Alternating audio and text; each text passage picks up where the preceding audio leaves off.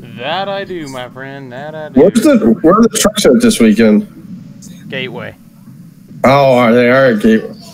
Short, flat. I think they're a Gateway.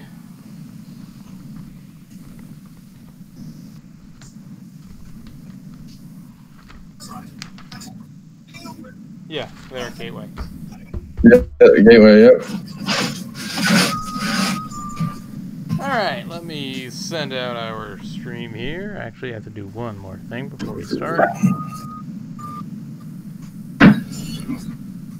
Feel better? You gonna watch Raw, right?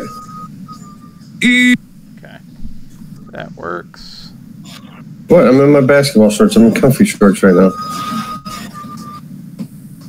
Here. Catch.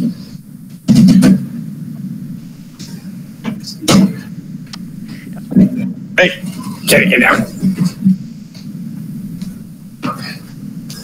Oh, that's right. This Friday, Jurassic World.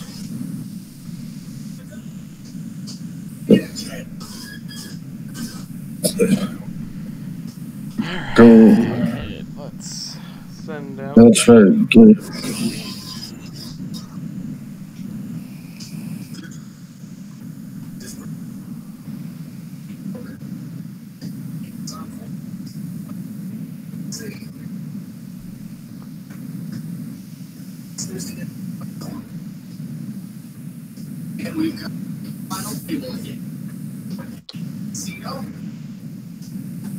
I was not watching this. I was looking for MLB Network, but I don't think we get it.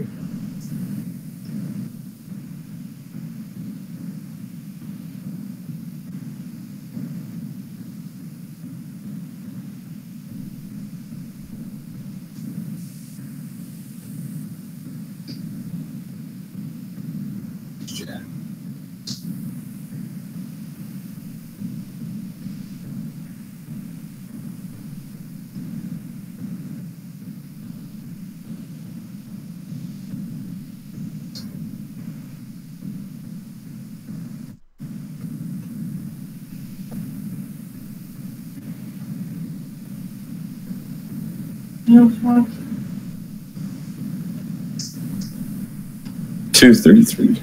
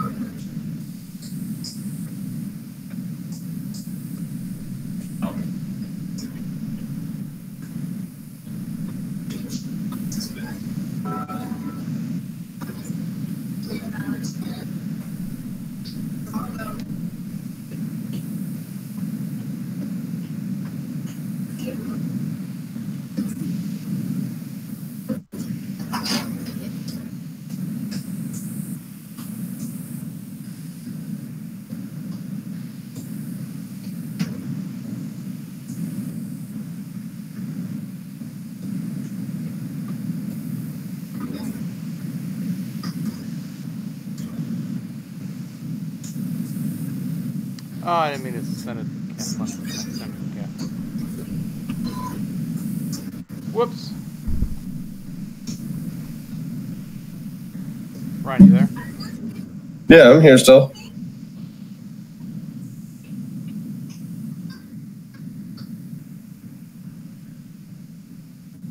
Thanks. Get down. All right, you ready? Yeah, let's do it. Get there, kitty. If I bleed tonight, if I am sad tonight, I don't have a job to find. And if I work tonight, if I'm so tired tonight, I'll fall asleep when I'm Ladies and gentlemen, welcome to episode number 30 of the Lugs podcast. I'm your host, AJ, as soon as I get my audio figured out. Your host. With me, as always, my co-host, Ryan, after a long week of being off. What's going on, Ryan? Not a whole hell of a lot, AJ. We all know where I was. So, AJ, explain to the viewers, the listeners, the people who subscribe to our wonderful podcast, why we didn't record last week. Well, this one was actually planned, and it wasn't due to technical difficulties like in weeks past. This time, I had to do some inventory for work. You may remember back in the off-season, we didn't record as much as we wanted to because I had to... Basically, what that entails is, starting after Thanksgiving, we usually start staying late at work, getting everything ready, because we do an in-house inventory. We don't have an outside group come on in and do it. And turned out this one messed up in January, so we had to completely redo it. But we were able to keep our warehouse tight, straight, so we only had to stay late 1 week, and it was the week of our inventory, which was last week. I was hoping it was a week later. Unfortunately, it wasn't. But this one was scheduled. We were going to record last night, but due to our misunderstanding of what Sunday was, Father's Day. due to our own ignorance here, Yeah, that's true. we didn't record last night like we said we were going to. So we are here tonight, special Monday edition, with the actual nights that we used to record, if you do remember. That's right. Well, before we went live, we were actually recording on Monday nights. And Before we went live. yeah, before we went live. So welcome back after a long week away from everybody. Ryan, this is episode 30. I read a stat that most podcasts don't make it past 20 episodes, and we surpassed it by 10. No kidding. Oh, about that. Thank you to all the listeners, the viewers, people, like I said, subscribe to us. Thank you very much from the bottom of my heart, man. Awesome time. AJ, with that being said, with your inventory, glad to be back here with you. Finally, not due to technical difficulties. And due to technical difficulties, but I know I posted some of them, the pictures, the video from going out to MIS. What a great time. Great afternoon. Yeah, a little chilly for a June race out at MIS, but what a great time. We had some amazing seats. I got my new shirt on. William Bowyer represent. Thing is, I lost my can koozie. What? Yeah, I got a nice little William Bowyer can koozie when I got the shirt. This decal that says Jeff Gordon on it, not William Byron. Little disappointed in that, but that's another story for another time. But we get back to the car, and Sarah's like, "Where's your can koozie?" I'm searching through my pockets. Oh, probably threw it away in the trash somewhere. So, Did you say you... I don't know what if it cut out there at the end. You kind of just like stopped abruptly on my end. No, I'm done. Yeah, but like I said, it was a good time out there. We are definitely going to renew these seats because they are so good. We are right across the start-finish line, the victory lane pit stop. So it was a really good time. And we have the man from Lap Traffic joining us, Brandon Crowd, in our chat on the live stream. How's it going, Brandon? What's up, Brandon? And Ryan, tell everyone who you met this weekend at MIS. Oh, I met Matt. I guess would be. Yeah. I met Matt DiBenedetto. Such a nice guy.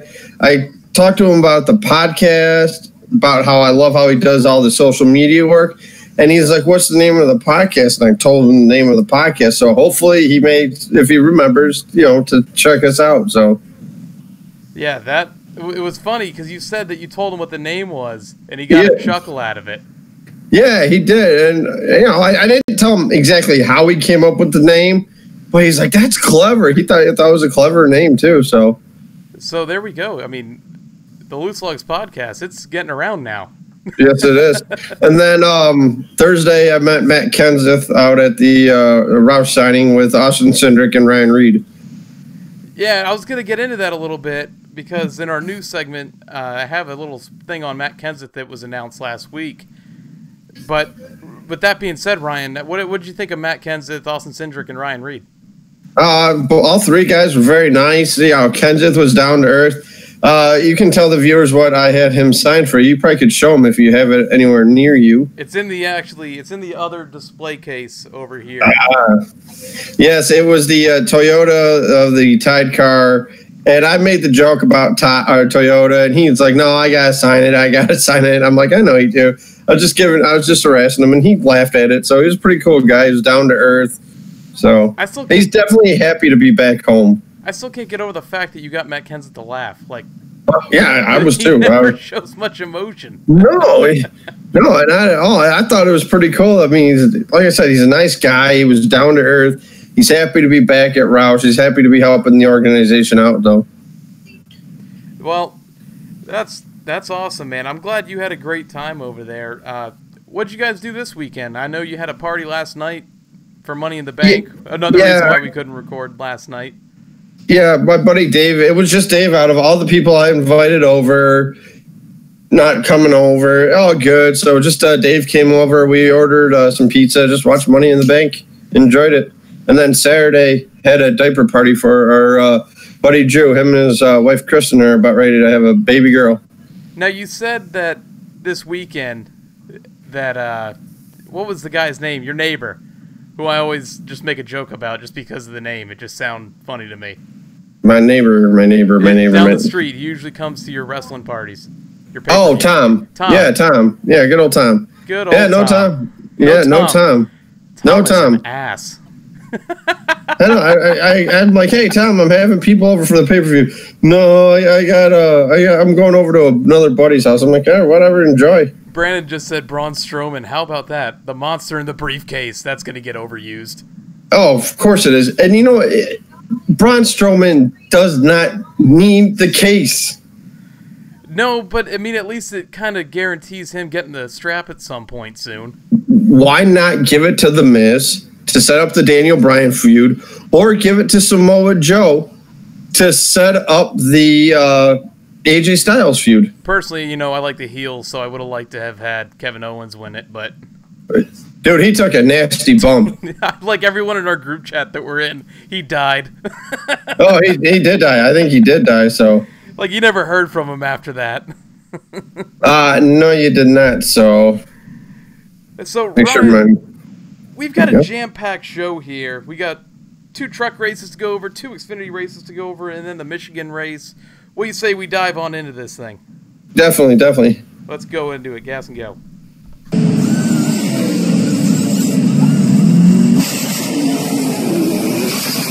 All right, so we're kind of going to go by series here in chronological order.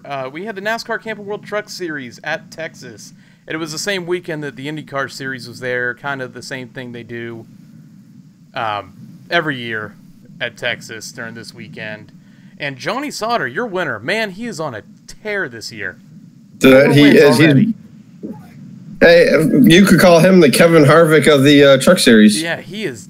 Man, that 21 truck. I thought that at this point in the year, Noah Gragson would have a couple more wins than he has. It's kind of like what Martin Truex did last year. I just think now it's Sauter running away with it. Oh, of course. I don't think there's anybody that's going to catch him right now. I don't think so either. They've had that truck dialed up all season long, and even the races he's lost, he contended for.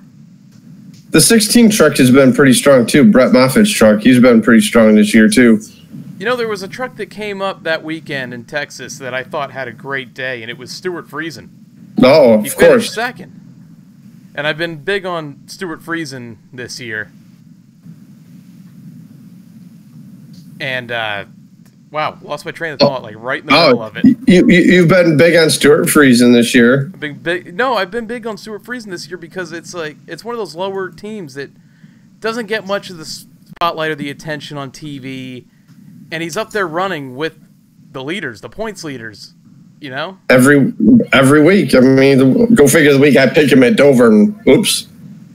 You know, in our chat, Brandon just had said Sauter 22 points in 9 races, Harvick 25 and 15. Mm-hmm. Like you said, he's going right on that Harvick line. Yes, he is. Pretty impressive. So man, that 21 truck. I'm happy because I'm a Sauter fan. You know? I love Sauter too. Crafton, I like him. He's a good guy too. And man, they still haven't found it. You know, Crafton had a little bit of struggles this weekend. At Iowa, yes, he did. With Sauter, nonetheless. We'll dive into that here in a little bit. Oh, yeah. So, my question to you, Ryan, will Sauter win the championship? Oh, hands down, easily. Because, you know, once we get into the playoff time, sometimes different names emerge. I don't see anybody beating Sauter. I don't either. Now, your stage winners in this one, because as I was going back through the race, because, you know, it's been a little bit since then, I had to go back over it and through it. There wasn't really many points to hammer in this one. So your stage winners, Stuart Friesen's first stage, Grant Enfinger's second stage, and then your eventual race winner was Johnny Sauter. Your top 5, and there's a surprising name up here that we're not used to seeing so much, especially in the top 3. You had Johnny Sauter, Stuart Friesen, Justin Haley is the man I'm talking about, and Grant Enfinger right behind him. Matt Crafton rounding out your top 5. What are you thinking so far this year with the Truck Series? Sauter's to lose. Like we've said, I mean, it says to lose. I mean, I'd like to see, it come down to the final race at Homestead, get them, the 4 best trucks out there. I agree with you. To see who has it. So I agree with you, and like I had stated earlier, it's really been a disappointing season so far for Noah Gragson. Oh yeah, you know, you kind of taken over that ride that Christopher Bell was in as the top guy at KBM, and now you're kind of in a situation where you've got one win to show for it, and Sauter is kicking the tail of everyone in the field. That he is, and even the emergence of Brett Moffitt has been something special. Patrick just said in our chat, Sauter seemingly has had no challenges so far, and I can't say I disagree with that. I mean, like I said, the 16 truck, but he'll have a great week, but then he'll have a bad week where he finishes 25th, further down even. So Sauter hasn't had that yet this year. Sauter's been on a Sunday drive on a Friday night. That he is. Yeah. Moving on to Iowa this past weekend. Cup off for Father's Day, which we forgot. Yeah. And Brett Moffitt survives the video game style move from Noah Gragson. Well, it was a great move, great effort by Gragson. I thought he was going to stick it, and all of a sudden he's sliding right up the track, smacks the wall, and Moffitt just moseys on by. He's like, "Thank you." Did it not remind you of the Carl Edwards, Jimmy Johnson deal? I think it was at Auto Club or Las Vegas many years ago. Yeah, oh yeah. Where Edwards drove it in deep, slammed it off the wall, almost made it go through for the win. Yes, he did. And it just couldn't come through. And he said in the end, he goes, "I tried it in a video game a couple times. I just figured to see if it worked." Yeah, a little bit difference between the video game and being behind the wheel of a car. So. Yeah, I thought Gragson made the only move he could there because Moffitt seemingly there towards the end of the race. I didn't write down how many laps he led, but I can surely look right here to tell you. You know, Moffitt led 76 laps of only 200. The second lap leader was Stuart Friesen with 48. So no one was catching Moffitt, and Gragson got his shot and did what he could with it. I got to say, for what we just said about him not having as many wins as we thought he'd have this far into the season, you got to love the strategy and the move. Of course you do. I don't know if it's just me, But, man, do I want to see a Cup Series race at Iowa.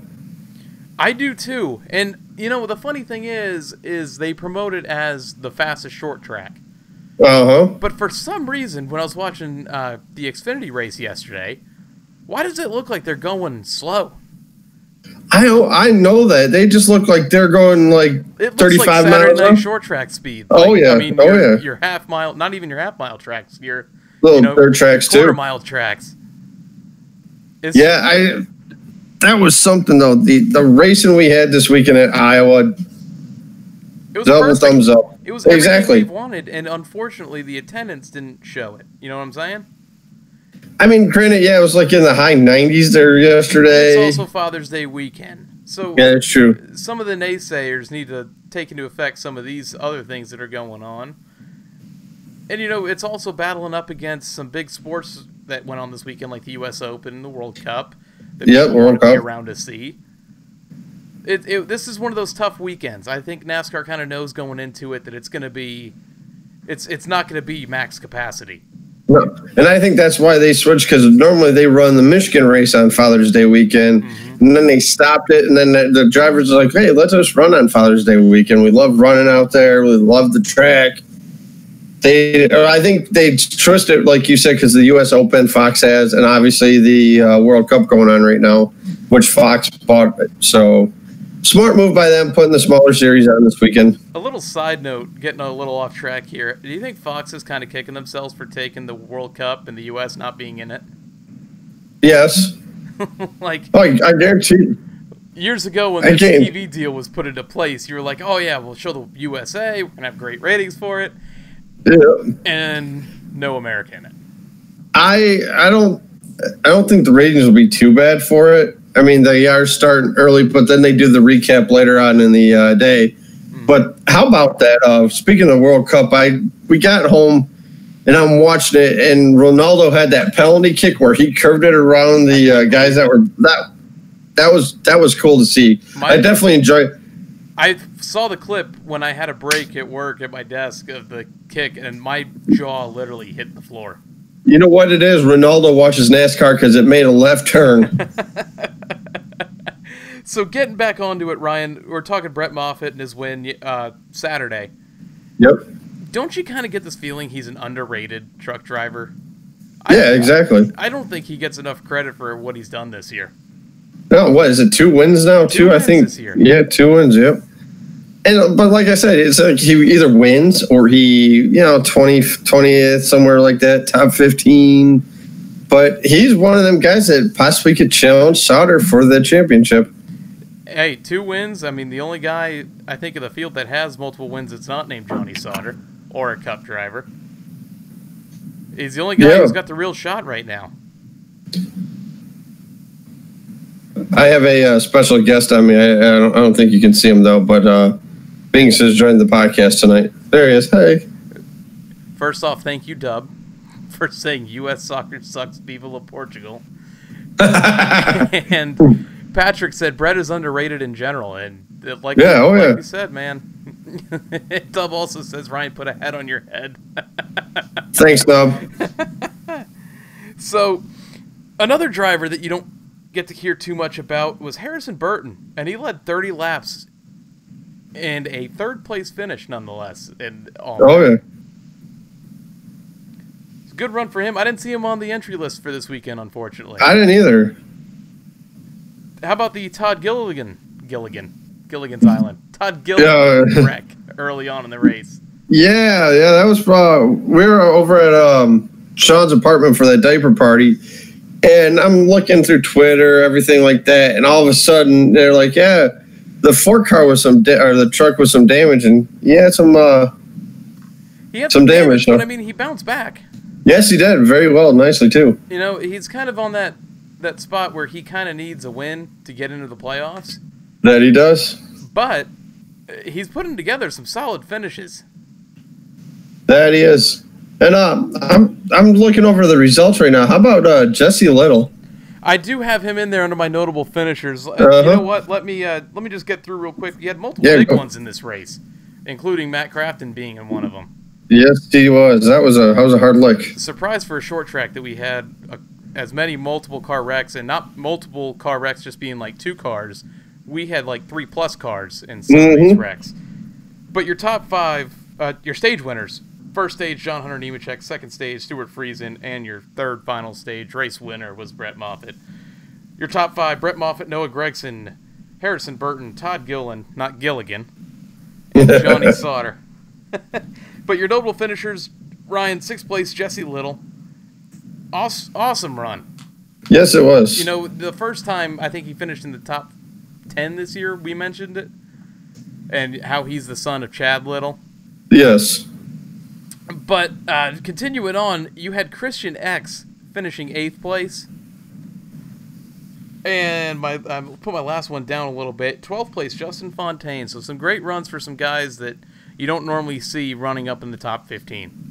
Exactly. And see, look at what a beauty of it is not to have a Cup driver in these races. And same with Texas. It makes for better racing. It really does. It really does. Your standings following Iowa is Johnny Sauter, Noah Gragson, Brett Moffitt, Stuart Friesen, Grant Enfinger, Matt Crafton, Ben Rose, and Justin Haley. Your next race is this Saturday, Gateway Motor Speedway or Motorsports Park. I'm not too sure what it's called. I think Motorsports Park.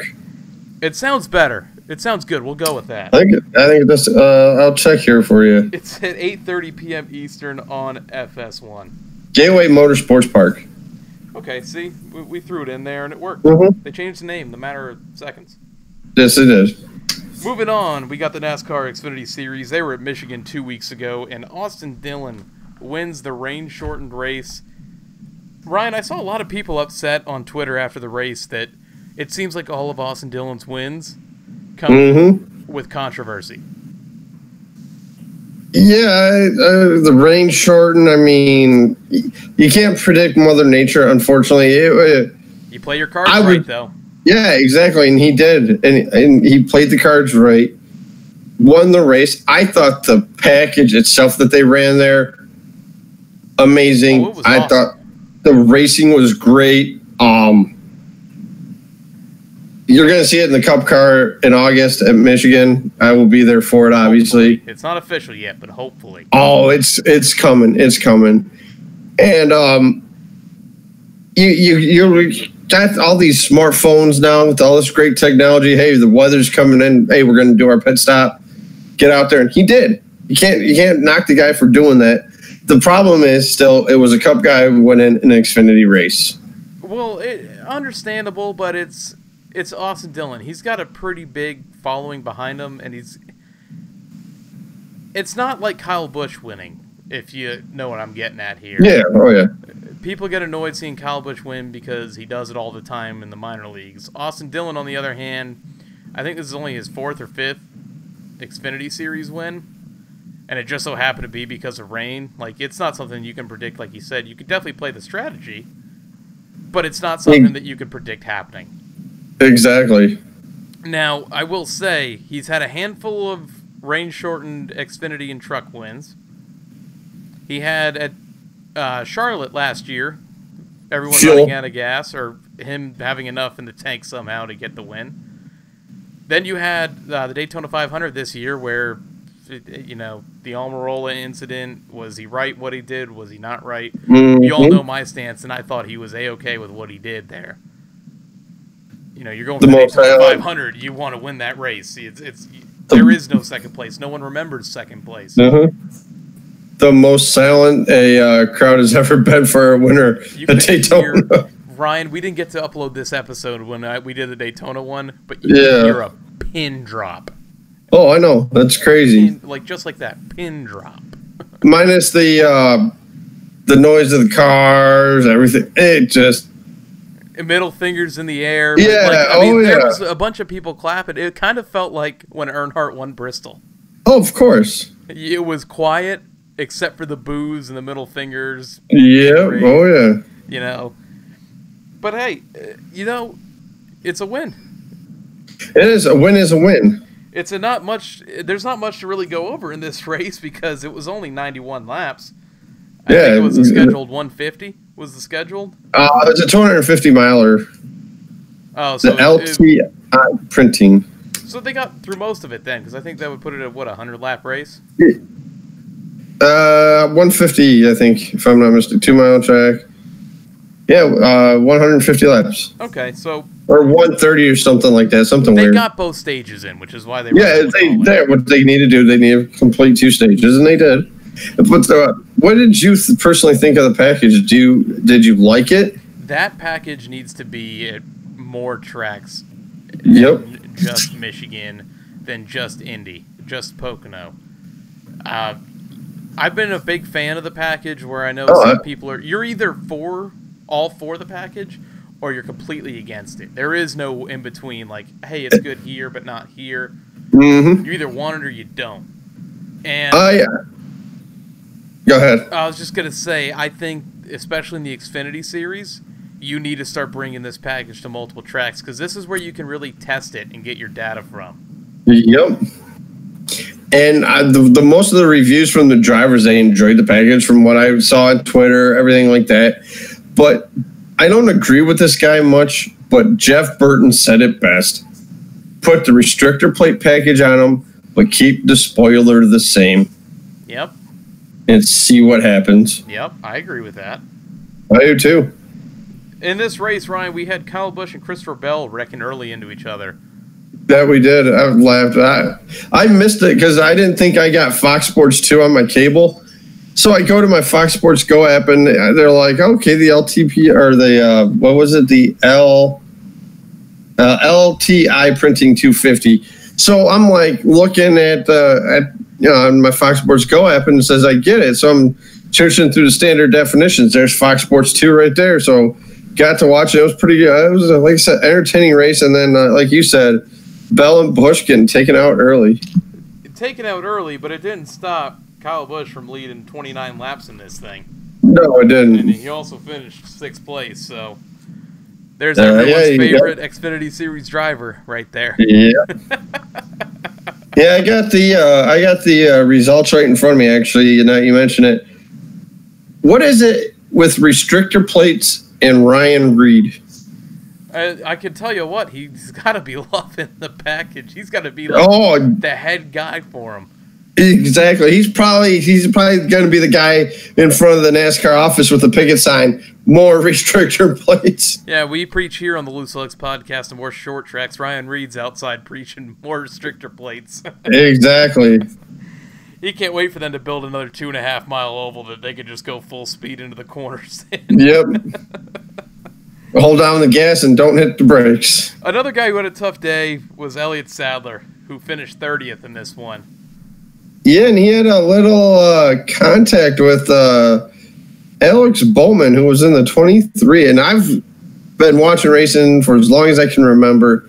And I don't think I've ever seen Elliott Sadler, like... He lost his cool big time. Yeah, I've never seen him do it.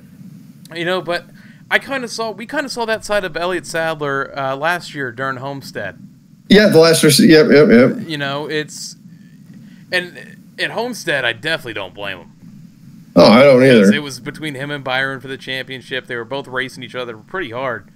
I mean, banging off of each other in the corners, coming down the exits of the turns, and it made for a very entertaining race. This was a very entertaining race up until the rain. Oh yeah. I don't know. I think Sadler has a right to be mad, but I also don't. I'm kind of on the fence. Yeah, exactly. You know, just because we complain all the time, Ryan, that Cup Series overpopulate the Xfinity Series. Oh, yeah. And this is a situation where Bowman's a young guy trying to turn some laps, get used to the track a little bit. I don't have a problem with Alex Bowman racing somebody hard. No, I don't either. Racing you for position. I have problems with a Kevin Harvick, a Denny Hamlin, Kyle Busch, Joey Logano, Brad Keselowski racing Xfinity Series regulars hard for a win. Oh, of course. Because these are guys trying to make a name for themselves. Your name's already established. Some of you are already Cup champions. You know, kind of don't let other people win. That's completely not the opposite of what I'm saying. But don't be an ass about it. I mean, it's like what we said about, you know, like we say, I mean, there's for sponsorships, like The Kyle Bushes, the Harvicks, Keselowski's, the Donalds. They're there for the sponsor, and that's it. Well, obviously to win the race too. But like I said, I don't like the Cup guys still there. The best way I can put it, Ryan, is if you're gonna race and you're gonna win, fine. Don't wreck one of these guys who's here every week to get. Who's going for a championship? Who's going for a championship? Exactly. Who is in the playoff picture right now as we speak? And that's when I get frustrated with it a little bit. Moving on down the line, how about Kaz Grala, man? The story of the year in the Xfinity Series, leading laps. Great the run crowd of the was, Fury race car team. Crowd was going nuts too when he was leading. My buddy Ryan was out there, and I was, I messaged him back and forth about the race. He's like, dude, this place is going nuts for Kaz when he took the lead. Everybody knows it's an underfunded team, and he goes out there and was leading. Wish the rain would have came just a little bit earlier for him to get that win. I've got a debut of a new shirt I'm doing next Tuesday when we record. It actually just shipped out today. If you follow us on Twitter, you already know that it is. I pre-ordered the Kaz Grala shirt, and the reason behind it is usually I cheer for the bow tie, and I usually stay with the JRM side of things. Mm-hmm. I can't not get behind this story of Kaz Grala. He's a guy who deserves his ride. And I was very vocal about that when they pulled his contract. So it's my duty at this point to get behind the man and start paying it forward, so to speak. Man, he had a great run until the end there, but where did he end up finishing? Let me get that here. Unfortunately, he finished, I believe it was 13th he finished. Nope, 12th. 12th he finished. But it does no shame to the fact that he got to lead 5 laps in an underfunded team race. Yep. And you know what them guys in that team are like? Hey, we can go out there and compete with these guys. Let's go. Yeah, and like I was telling you a couple weeks ago, it's cool because it's like Tony Uri Jr. is a part of it, and us as Junior fans, we're very familiar with the Uri family. And Uri Jr. Senior. Tony Uri Sr. Like if he was still Junior's crew chief for a couple years after he moved away from it, Junior would have had a championship. I really do think that he would have. I really do think so. Or if Letarte didn't go away. Yeah, that too. Unfortunately, NBC screwed our chances on that one. Thanks, NBC. So that's why they're putting Junior in the booth. Yeah, they're repairing them together again. So, Ryan, your stage winners, Kyle Busch, Elliott Sadler, and Austin Dillon, your eventual race winner. Your top 5, Austin Dillon, Daniel Hemrick, Cole Custer, great run, Ryan Reed, and Paul Menard. Moving on to Iowa, where the Cup had off, once again reminding you, because we obviously forgot. Justin Allgaier put an ass-whooping on the field, winning on Sunday yesterday. And the funniest thing about it, let me just go through some of the stats here. Allgaier led 182 laps of, I believe it was a 200-lap race. 250-lap race. And at a short track, that's pretty much leading every lap. Pretty much so. And every time Christopher Bell would get right up to Allgaier, something would happen that he just couldn't pull off the pass. And the one that comes to mind is towards the end of the race when he almost had the pass for the lead complete if they could have just got out of the turn and the caution flag flew. Yep. That's frustrating. I bet. Yes, it is. Going back to the start, it was the start of the race. They're going around, and all of a sudden they're coming down to the end of the stage. All of a sudden, Allgaier out of nowhere just flies up there, passes Cindric, who I thought had a strong car for the first stage, and then the car just went away. Yeah, the end of stage 1 was, to me, the best part of the race that wasn't Bell and Allgaier battling. I mean, it was we had some great racing this weekend, like you said. I love it. They can go high, middle, low.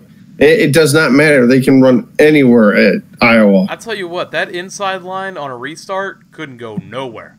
No, it couldn't. Everyone on the inside line, it looked like they kept spinning their tires on the restarts, and it was just killing all momentum. And that also played into a reason why Christopher Bell couldn't pull it off.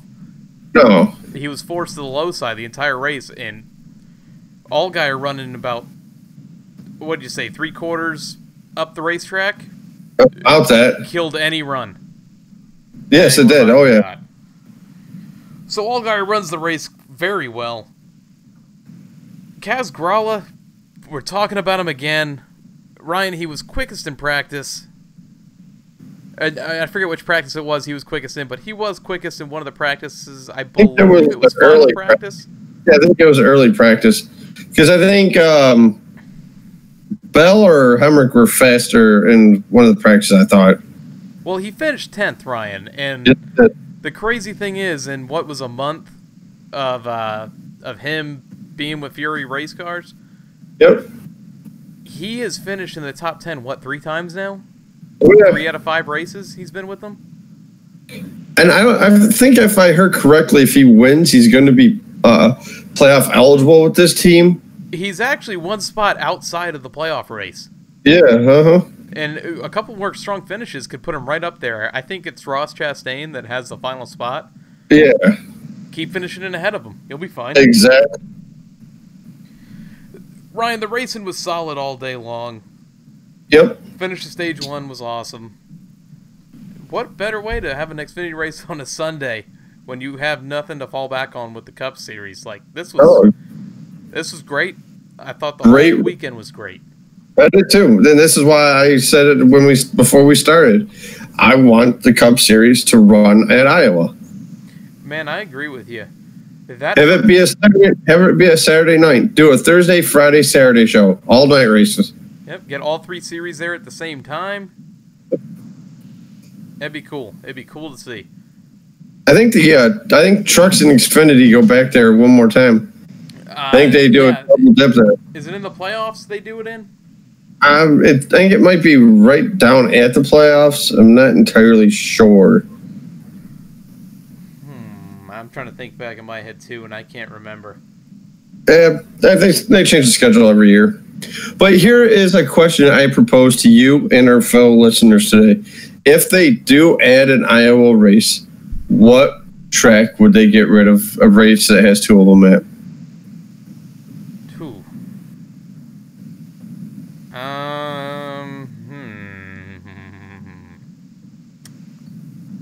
I don't know. I'm trying to think of the tracks that they go to twice. There's Pocono, Kansas. Well, there you go. If you said Pocono in there, it's got to be one of the Poconos.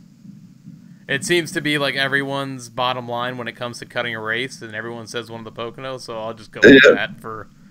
Well, because they got rid of one New Hampshire, didn't they? They're only one there now. Yeah, they did do that. I don't know. A 1.5 mile track is what I get rid of. One of the ones they go twice to. Well, you have a huge vendetta against 1.5 mile tracks. Unfortunately, I do. That's why you'd get rid of one of them. I don't know what one though. I mean, don't they run twice at Kansas?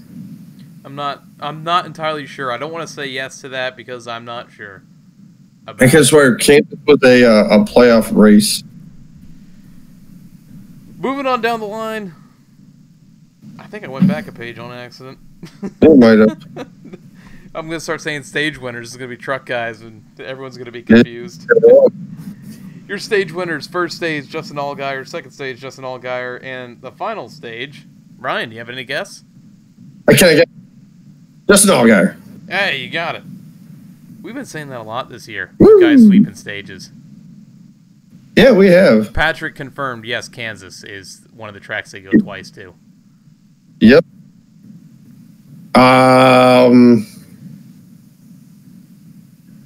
Why not? I mean, yeah, everybody suggests Pocono. What, either Pocono or Kansas? Yep, that. I wouldn't mind getting rid of a Kansas, and I wouldn't mind getting rid of a Kansas on the Cup side. And I might be the minority in saying that. I'd rather just go there for the night race. Yeah, exactly. I'd like to put another track in there twice. You know? I would too. But like I said, go ahead. what's that? I was just gonna start going to the top 5, but go ahead with your point. Continue it. I know Rusty Wallace was built that track and all that. I'm surprised he hasn't been like, hey, look at the racing we're getting out here with these Xfinity trucks. Even IndyCar puts on a good show when they're out there. Why not? Yeah. Put it in for a cup race. Ryan, do they go to Michigan twice? Yes, they do. I'm trying to think of like another track you'd want to put in there twice. I'm not sure. And people are always saying, "Oh, we should get rid of a Michigan race. We should get rid of a Michigan race." Hey, I missed the days where we ran 2 Atlanta races in a year. Yeah, they're not going to get rid of 2 Michigan. They're not going to get rid of a Michigan race due to the fact it is the Motor City. It is the home of Ford. It's Chevy. They're not going to do it. And it's one of the biggest spectated races, attendance-wise. It's one of the biggest races they have every year. They're not going to take that away twice. Or Granted, there was the attendance was bad because of the weather. Yeah, the weather completely played a part in it. It played a huge part in it. And the fact of the matter is that I forgot who it was for ESPN that wrote the article about it, trying to get rid of a Michigan race. Okay, first of all, you work for ESPN. You don't care any more about NASCAR now that you guys don't cover it. You don't cover racing in general anymore. Oh, no, just take that back, F1. But you're going to write an article like, look at the weather. It was cloudy all day. They didn't. I was surprised they got what they did in the race, to be honest with you, because it looked like it was going to rain all day. I had my sunglasses on, too, so I was hoping for sun. Did your head have sunglasses on? No, why? Because it needs it? It's very reflective. I don't want anyone else getting blinded. I can't do anything about it. No. I'm not referring to that. I was just saying out at the track. No. Yeah. Oh, yeah. No, I had a hat on at the track. I had my junior hat on.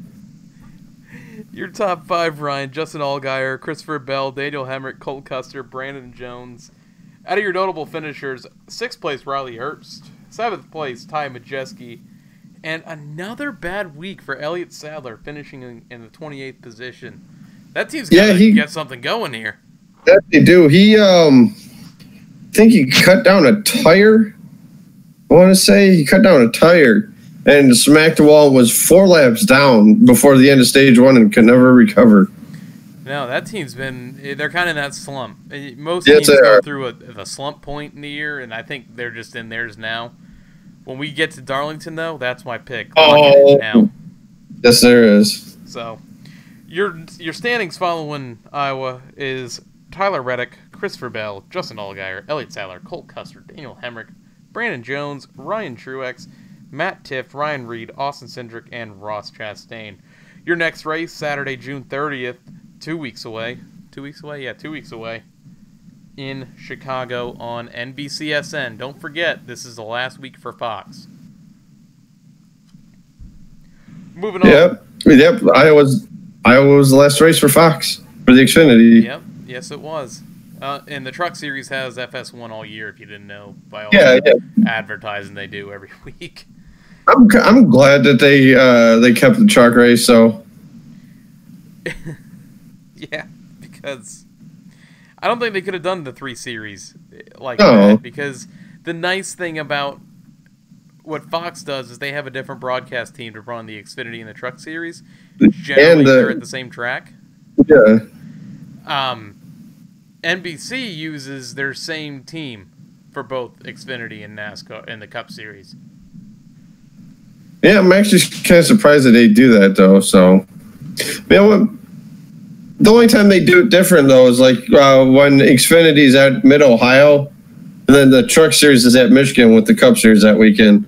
They'll have like Dave Burns down there and Dale Jarrett what's that dude's name? Dale Jarrett in the booth, man. I do too, man. He was great in the booth. He was good to listen to. Yes, he was. So going on to the Monster Energy NASCAR Cup Series at Michigan, the race that we didn't get to go over last week. Bowyer. Clint, big-time Bowyer. Clint, the streak is over, Bowyer. Wins his second race of the year. Ryan, before the season started, did you ever think Clint Bowyer would win one, let alone 2 races this season? I thought he could have won one this year, but let alone 2. Unreal. And this is, I mean, naturally, it was a rain-shortened win. Kevin Harvick had the best car all race long. It was a battle. The battle was between SHR all day with Kyle Harvick. Kyle Harvick. With Kurt Busch and Kevin Harvick. Yep. And Clint Bowyer made the call at the end to stay out.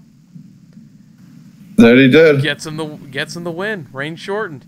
And his reaction to it is better than any other person when they win a race. Oh, his Twitter page the next day. Oh man, I dreamed that we won. It was like I dreamed we won Michigan. Woke up this morning, head hurting, with a sandals. Headache. With the headache. The sandals and the on the front porch. Brother missing or something like that. Oh, it was just too funny. Wife pissed. Yeah, that wife was pissed. Yep. I'm telling you what, man. Out of any guy in that garage area, that's the dude I want to have a beer with right there. Oh, hell yeah.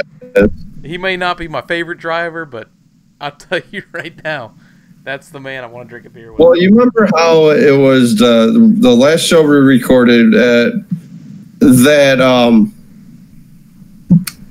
I forgot. Fox was saying that it's going to be Truex, Harvick, Busch for the championship 3. Mm-hmm. Why not throw Bowyer into that 4th mix now? You could now. And a lot of those races in the championship hunt, Ryan, are, fuel mileage races. Give it a shot. That they are? The funniest thing I thought with this... Uh-oh. What's that? Yeah, why not? Give it a... You messing up a little bit on your end? Yeah, I got it. It's doing a little... Yeah. I think I got you back, though. Yeah, we're back. We're good. All right, we're good. The funniest thing with this, Ryan, was this was the second Bowyer win because of weather. Yeah, oh yeah. Martinsville, because of the snow, was moved on to Monday. And now this race was rain-shortened. I tell you what, though, even though it was a rain-shortened race, it was entertaining. Yeah, it was. You were there. I mean, you got the best opinion of it because you were actually there to see it. Well, I had a few ginger ales, so to speak. Yeah, right. Few Miller Lights. Sarah's maybe. Sarah's giving me this evil eye right now, so she's pretty much saying a few. You had a ton, so anyways. Drink a 12-pack all by yourself. Anyone else drinking these damn things? Well, it was just her and I that went out there. Nobody else went with us, but she got me this 50th anniversary MIS cooler that came with 5 beers and a water. Oh, perfect. We get there, I crack one open, take 2 into the track. Next thing you know, she's like, "Yeah, you can go get the cooler now." I'm like, I thought I'd have to wait till you're able to purchase alcohol. So we go to the stand, and the guy's like, "No, you can do it right now." And he's like, "What are you drinking?" "Miller." Those are gone by the time we got back to the car, and I'm like, "Uh-oh." Ryan, and then my can koozie with it. So my can koozie with it somewhere. So, damn it, Ryan.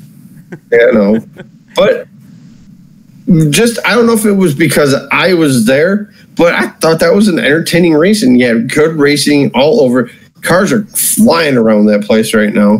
I didn't think they were going to get it in, to be perfectly honest with you. I even messaged you that, dude. I was like, hey, get ready to come back Monday. Yeah, oh yeah. But we were ready to come back Monday. We took the day off of work too. There was, for some reason, man, whoever was working on that track that weekend, they did a fantastic job, the whole crew. I think they had in, 2 hours? Yeah, it was just under 2 hours.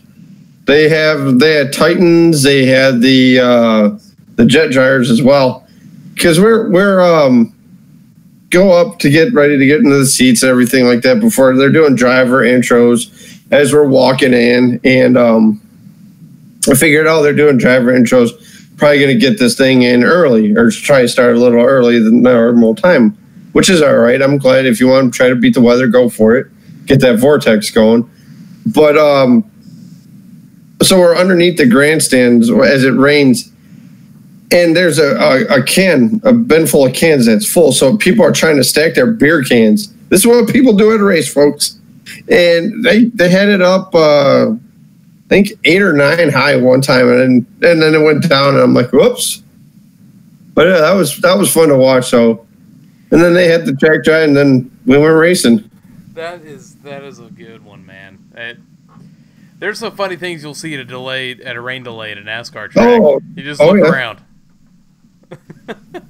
And I tell you what, you know who had a strong, solid run that day? Who's that? 4 car. He was in the top 10 the majority of the day until that final pit stop where every race weekend they're taking 2 tires. You know, you took my 13th bullet point away from the race. William Byron ran in the top 10 most of the day, finished P13. But, like you said, he had a great run, I thought. And then, just because of the rain and the late pit stop, it just put him back there. It's unfortunate, but... So why didn't they take tires? He's been doing it all year. Grubb's been doing it all year. It's okay. I've seen a couple of my drivers win before, so it's all good. Well, just moving on down the line here, the gamble at the Firekeepers Casino 400, nonetheless, paid off for Clint Bowyer, along with the rain dance. Yeah. What's that? I was going to say, Bubba Wallace and David Reagan, though, made contact early on the race. Reagan's day was done. He was actually the only car to finish due to an accident, and he wasn't too happy on the radio. No, he was not. I don't know if you had the scanners or anything out, but he was not happy. No, I don't own a scanner. I like the sound. See, that's me too. Like, if I could do like an earbud in one ear and then just the sound in the other, like that'd be perfect. Exactly. That'd be amazing right there. So this one you missed, but I don't know if you heard it afterwards. The Logano and Kyle Busch radio fight. Did you hear that one? No, I did not hear that. Negative. Well, basically, they made contact with each other down the back straight, and it was Logano behind Kyle. He smacked Kyle in the rear a couple times, and finally Kyle comes over the radio and says, "If he does that one more time, there's no telling what I'm going to do to him." Really? Yeah, they were not happy with each other. They're never happy with each other, so. No, I could care less, to be perfectly honest with you.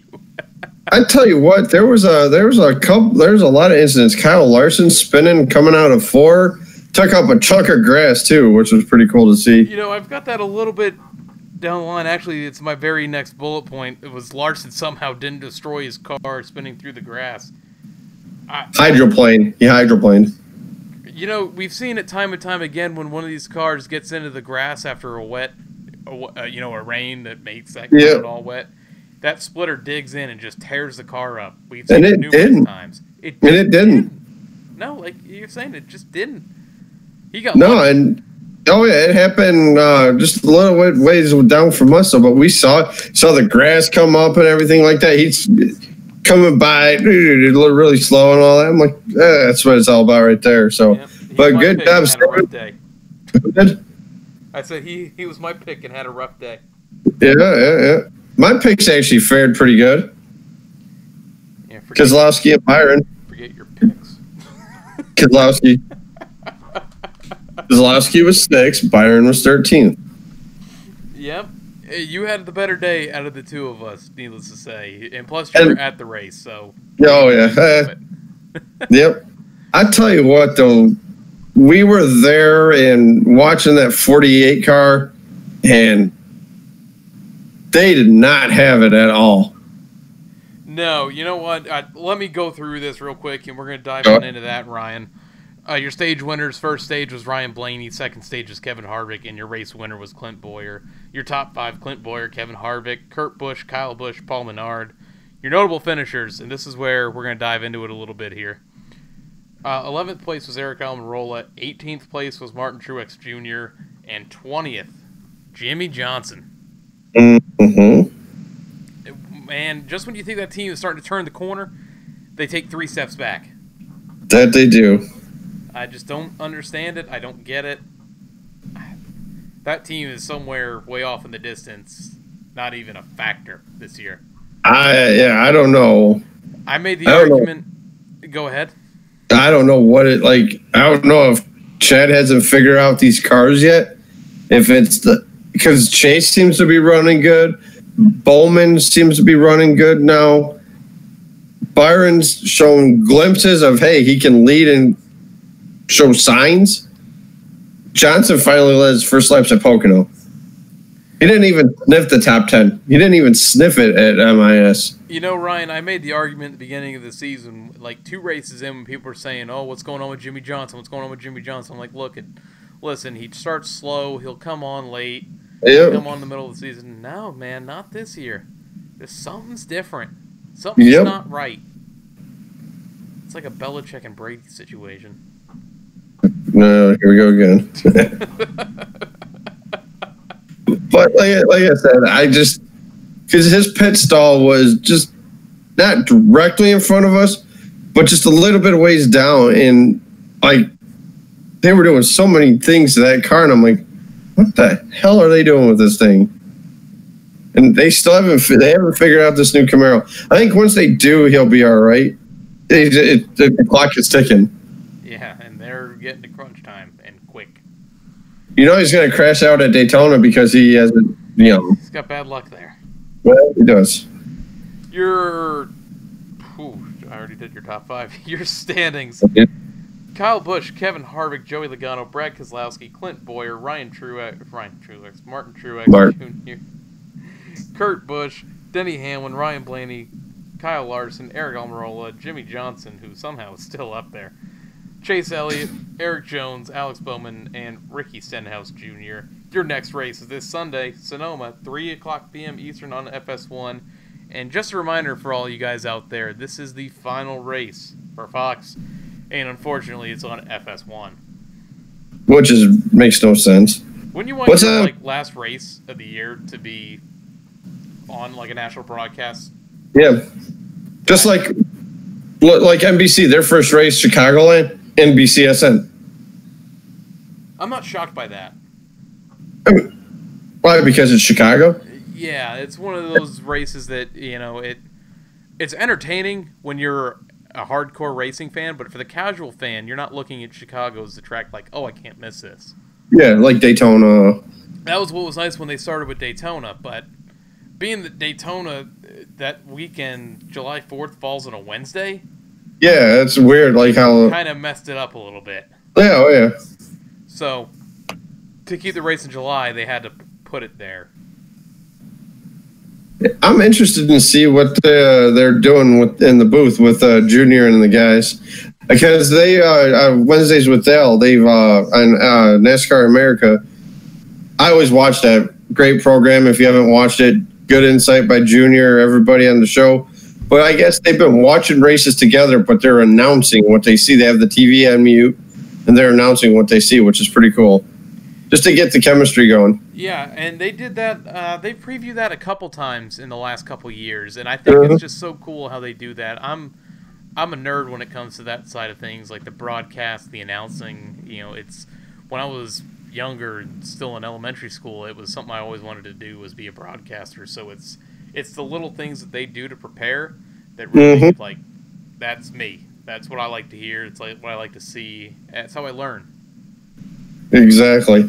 And we were at when I went down to Kentucky, my buddy Jim had an extra scanner, and he was like, we'll have the TV broadcast on, and then they hear him talking and everything like that. Rick Allen is making fun of somebody's wife, or one of the producer is making fun of Rick Allen's wife, and they just have such a good time on it. They're all joking around, they're all messing with each other, just calm the nerves before they go live, or live, as we like to call it here on the Loose Lugs podcast. It's live. Yeah, they just like to enjoy themselves, and that's what it was. It was pretty cool to hear that. It's the only time I've ever heard a scanner. Well, I'm not actually surprised by that. That's the only time you've ever heard a scanner. Yep, I love the sound. Maybe that's why I can't hear. When Sarah tells me to do something. Yeah. Ryan, we've been live for an hour now, or live for an hour now. We have been live for an hour. It's time we get into some tire rub. We got some news this week to go over. What do you say? News. Let's go. Left side. Pull this left fender out, left side. All right, a couple news highlights here on Tire Rub this week. We got a potential new title name for the Cup Series in 2020. Coca-Cola has emerged as the front runner to take over the name after Monster exits the sport. If Monster exits the sport. Huh, that's the first I've heard about the Coca-Cola rumor. What would they do with the 600 then? They still call it the Coca-Cola 600? Well, they still called it the Winston. That's true. It's true. They called it the Winston Noble 5 for the longest time. Yeah. The next time Cup. Keep it. Oh, I think so too. I think Monster's going to sign a deal though. I really do. The weird thing I thought with this is that Monster aren't they owned by Coca-Cola? Yeah, it's the same company, I think. Why? I don't know. It seems like a really expensive name change. Oh yeah. John Leonard to take over for Travis Mack as the 95 crew chief. Casey Kane getting a new crew chief. I was kind of shocked by this. Yeah, it was effective right after the MIS race. I guess they canned him right then and there. Yeah, because, I mean, this is a guy that Casey wanted with him. I don't know what led to this, but there's some behind-the-scenes stuff that go on that we're not privy to. Apparently something happened in that camp. Yep. Here's our Matt Kenseth, the news that I was talking about earlier. Matt Kenseth was added to 10 more races at Roush Fenway this year. Are you surprised? No, and I'm going to tell you my theory here.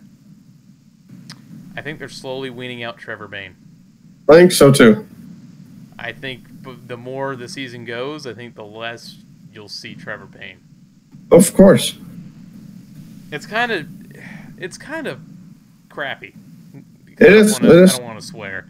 For Trevor, I know that I think Matt Kenseth is the better driver, but you sign this deal with Roush thinking that you're going to be the full-time driver, the number 6, and now a guy who hasn't raced all season is starting to come in and push you out the door. That would irk me a little bit. And I don't know how Matt's take is on this. I know what Trevor is, and I know Trevor was not happy at all about the news. And I wouldn't be like, it's like me at work. Like I go on a lot of deliveries in the van. It's like my boss coming up to me. It's like, well, you're only going to go to deliveries here, while the other guy's going to go to deliveries there, and there. It's just a matter of time before Bane's out. Yeah, and I have a feeling it's going to be before the end of the season. I do too. The way it's going, it's early. It's early in the season. Do you see anybody picking up Trevor Bayne? Real quick, Patrick said in our chat, Bayne is done in Cup for the foreseeable future. I don't know if there's any team out there that needs him. You might see, like, if it were to happen, if Jack Roush were to let go of Trevor Bayne and say, look, we're buying you out of your contract. Thank you for everything you've done, but here's a door. See you later. He's kind of like going to take over like a Gray Gaulding or a Ross Chastain role, a J.J. Haley, racing 1, maybe 2 races a year, and not in contention for anything. What about Chip Ganassi when Jamie McMurray goes bye-bye? Nope. You don't think that happened? See that? Nope. I sure don't. Chip's got John Hunter Nemechek coming up. I kind of see Jamie McMurray reuniting with Roush. Oh, God, I hope not. I hope not. I really do think this is Kenseth's last year for good, if Roush doesn't re-sign him. And I think McMurray goes back to the 6. Kenseth will run all next year, then call it her career, I think. I hope so. I'd like to see him end it where it all started. Uh-huh. If Teresa, do a full season, so. If Teresa wasn't such a you-know-what, I wish Junior could have ended it with DEI. Yeah, we know how that went. Oh, man, I still hold a vendetta against her, and I don't even know her. Yeah, I don't blame you. I do, too. And our final bit of news this week, Ryan, the 2019 Xfinity and Truck Series schedules were released.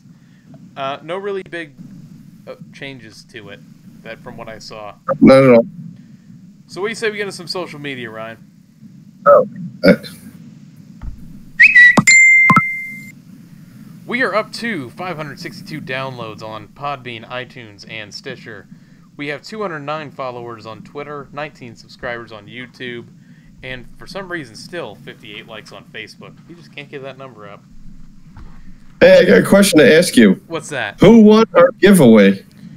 Our giveaway was won by the right front tire, which I forgot to mention last week.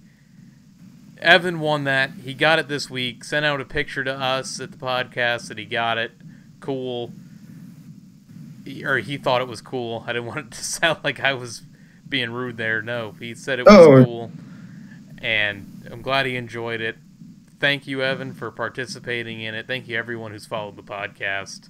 I completely forgot to mention it in our last episode. Yeah, I remember that because you're like, because we as soon as we ended, as soon as we stopped, we ended. AJ's like, shit, I forgot to announce who won the promotion or the giveaway. I had it written down and everything. Completely forgot to say it. That was awesome too. I'm like, oops. I'm like, we can't go back live again, can we? New follower shoutouts this week. Nick Neary Racing at Nick_Neary_17. Stanley Carr at StanleyCarr17. Elaine C. Cyril? Or Gerald? I can't read my own handwriting. Oh, nice. I'm the same way at work. I'm like, what does that say? Oh, there it is. And I say to my head when I'm writing it, I can't read my own handwriting. That's a problem. I'll fix this here at the end. We have the Side Draft podcast at _draft. We have the Out of Left Field podcast at Out of LF podcast. And it's Elaine C. Gerald, by the way, at Elaine C. Gerald.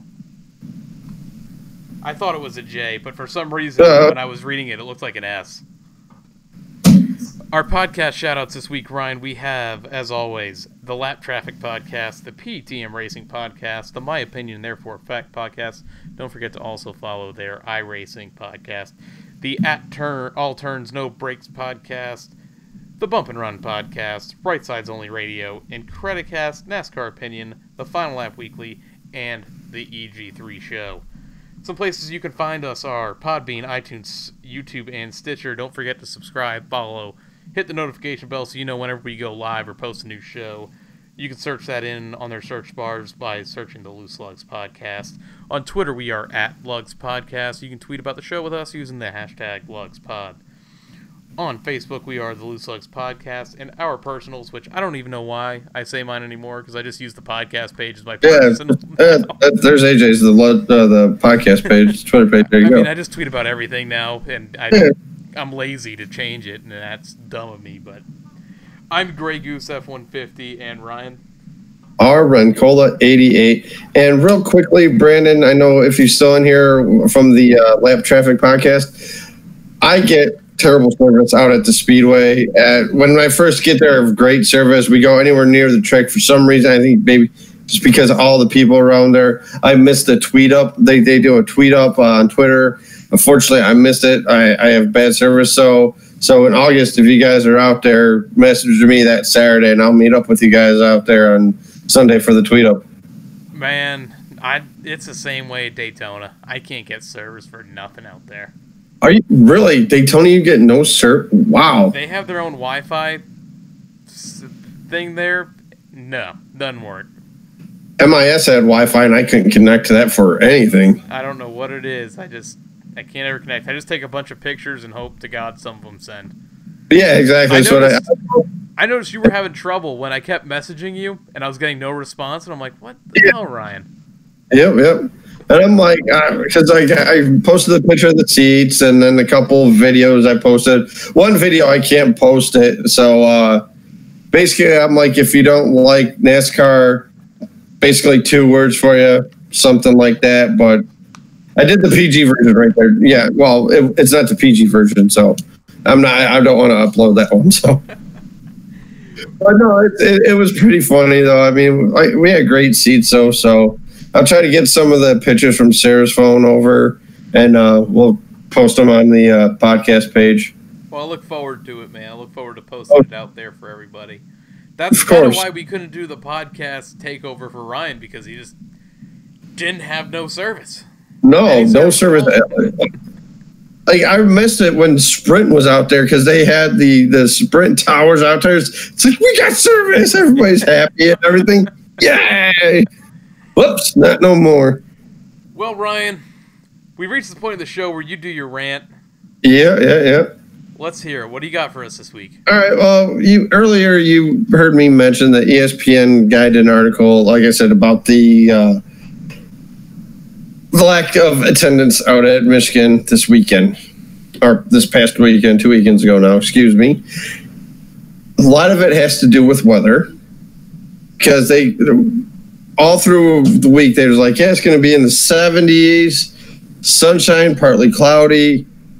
Thursday came, still the same thing. Friday, cloudy. Yeah,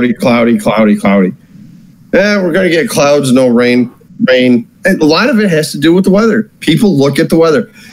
They know they can walk up to the ticket offices now and get tickets. I know not for the 500. I don't know about the July race, if you can do that, AJ. If I were to go down there in July, would you be able to walk up to the ticket booth? I think so. I think there's enough tickets left, yeah. All right. And that's how it is right now. And people look at the weather, and that's why, like, you'll see a lot of walk-up people there, and that's what happens. Also, it's just people that don't watch the sport, write about the sport. I can't stand it. ESPN has not shown anything on SportsCenter since the Daytona 500. Yeah. And for somebody to write on there is ridiculous. Saying that they should get rid of a race at Michigan. Yeah, now that you think about it, every Monday or every day, ESPN's on the TV at work, and I don't think I've ever seen, besides the 500, I don't think I've ever seen NASCAR promoted on it. No, because ever since they lost the contract, that when NBC bought it back out. Yeah, that's a good point. I didn't even think of that. Yeah, exactly. Why is this guy still writing for ESPN? So it's just it's like the people that don't follow the sport, don't bash it.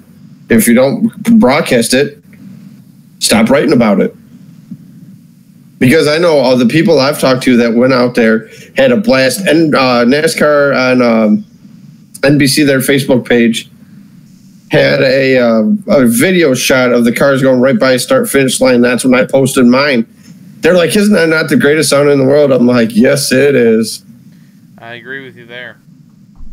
And there's a couple good ones, like touchdown. Like, damn, we don't see that anymore. I was going to say touchdown lines. Damn. Hey, you got Patricia this year. You might be in luck. Yeah, we'll see. We'll see how he does out of the Belichick bunch. Well, I mean, we know how they all go. Yeah, exactly. And like just like I said, man, if they want to bash someone, don't watch. Patrick brings up a good point, Ryan. He says that's why I avoid videos or articles bashing the sport. It's just too negative, and that's a good thing. Then you start speaking with your emotion instead of sitting back and just saying, nah. That's a guy who doesn't know. That's someone who doesn't watch the sport enough and doesn't know. Mm-hmm. And it's sad too. Everybody's like, all they do is just make a left turn. They do more than that. Because they were talking to Landon Castle because was in the simulator for Iowa, and he was like, this is so much different than Michigan. At Michigan, I was turning right to go left. That's how fast those cars were going around there. Yeah, well, you got to worry about oversteer at that point. Oh, that too. So next thing, hey, into the wall, look out. Yeah, dude, I hate when people say stuff like that. This isn't a sport. This is cars going left, a bunch of rednecks just hanging out, drinking beer. Like, no, it's not that at all. I'm proud to be a redneck and drinking beer with them. So it's where I put it this way. When I was asked, I was actually asked on Friday. I go, what type of vacations do you go on, or do you ever go out, go anywhere, travel? I go, well, to the racetrack. That's where I want to be. Yeah, exactly. I find no more enjoyment anywhere else than there for a vacation. And it's for Daytona. It's right on the beach. Of course. Well, I had the diaper party Saturday, but out at Flat Rock, they had the figure 8 buses out there.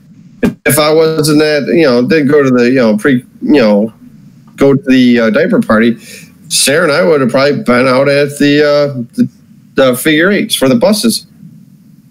I hear you there.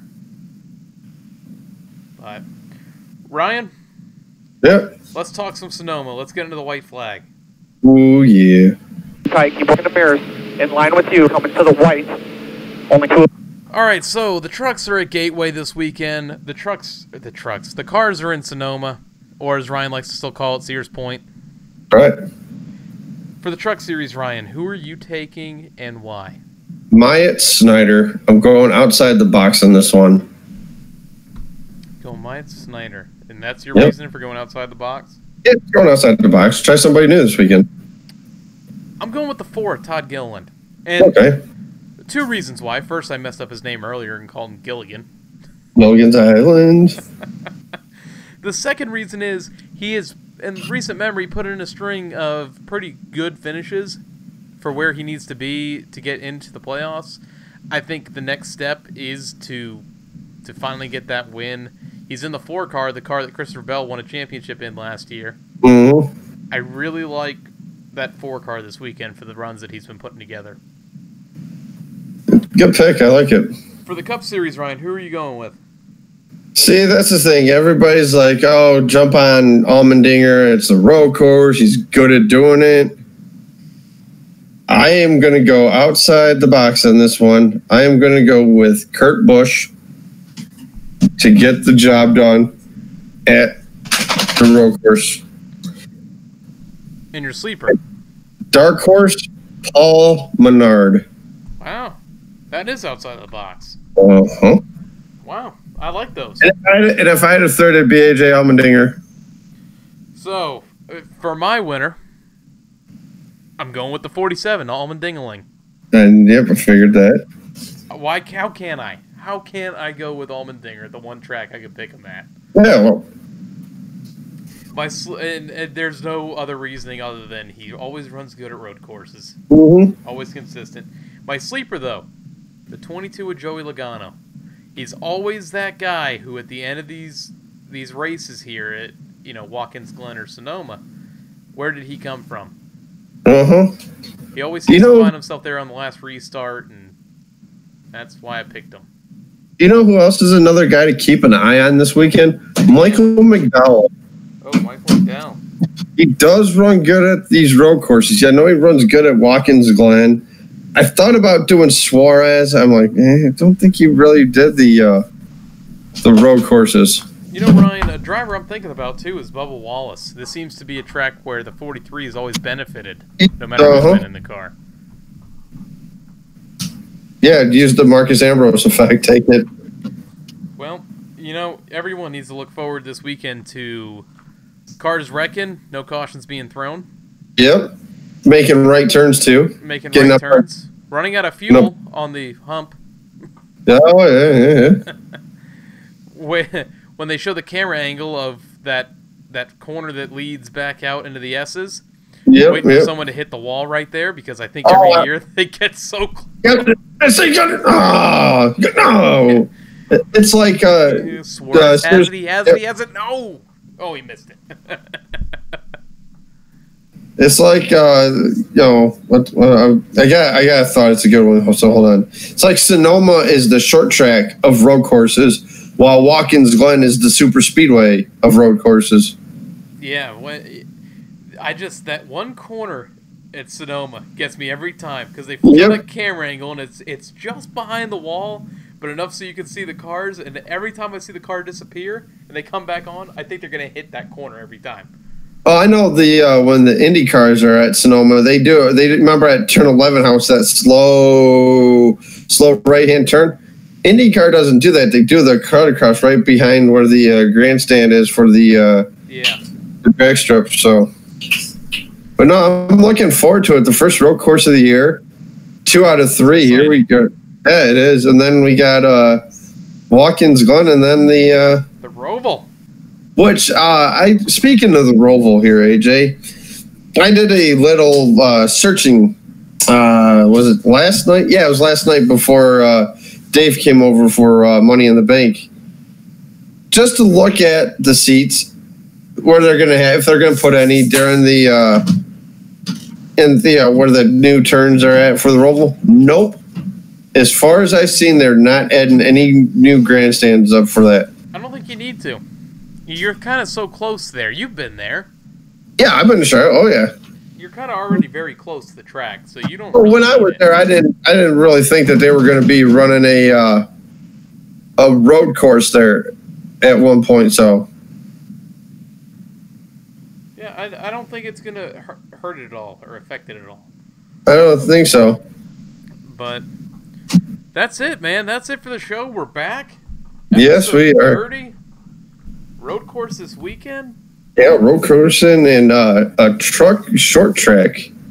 No kidding. We have Gateway this weekend. That's going to be a fun one. Yeah.